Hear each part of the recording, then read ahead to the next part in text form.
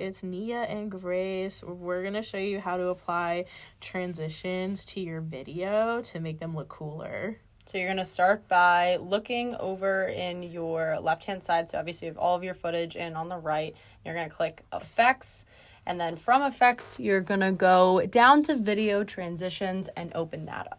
And then you'll see there are a bunch of different options for effects that you can use. So there's dissolve, immersive video, iris, obsolete, page peel, slide, wipe, and zoom. So we're going to start with dissolve. So this is really nice for fading and things like that. So you can open up dissolve.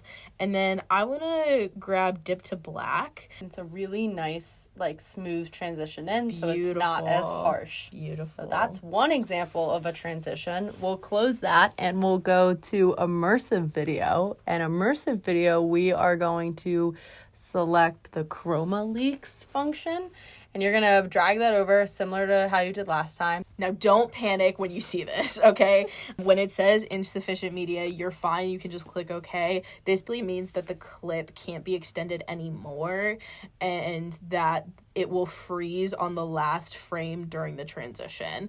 So it's fine. You're fine. You can just click OK, and you don't need to worry. It's totally fine. You can bypass this by cutting the clip and making it a little bit shorter, but No fret. No fret. No Don't worries. panic. Do not panic. Okay, so that's how that transition looked.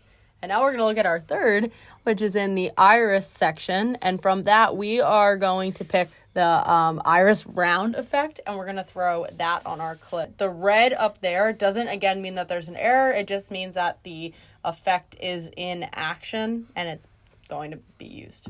Yeah, there's some sort of movement in the effect between the videos. And then next we're going to go into obsolete. Again, this is another sort of movement-based effect to kind of swipe between videos. So we're going to pick cube spin, and then we're going to put it on top of any of the videos in our timeline. And then for the next one, we are going to go into page peel. Apply that one so you can kind of see how this effect takes place. Just another example of a transition.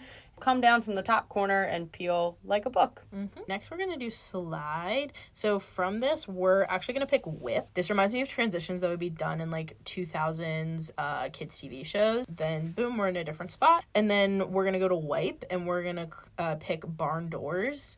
And you're going to see the video is going to transition, and it's going to open up like barn doors, and it's really cool. For the final one that we're going to do is cross zoom, and you'll see it take effect right there. And then the last thing that you're going to want to do is you always kind of want to open the way that you close to keep consistency. Take a look at the cross zoom again, and we are going to dip to black again, and it ends cleanly. Yeah.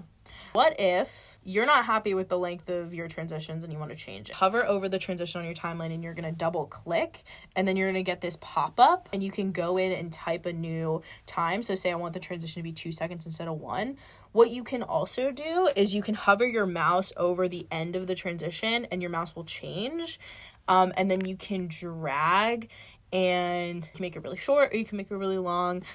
And it just adds variety to how short or how long you want them to be. But you just got to be careful so it just doesn't look too jumpy or too quick either. Yeah. So this should also vary based on the duration of your clips.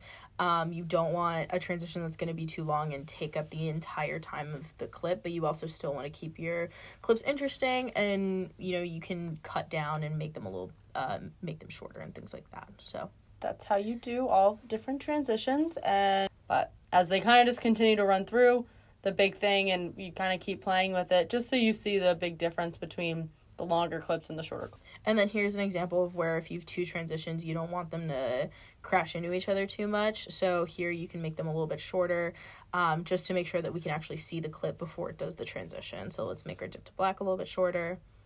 All right. Thank you so much for watching our video about transitions. Remember to file, save, and export to your hard drive. Thank you so much. Thanks for listening.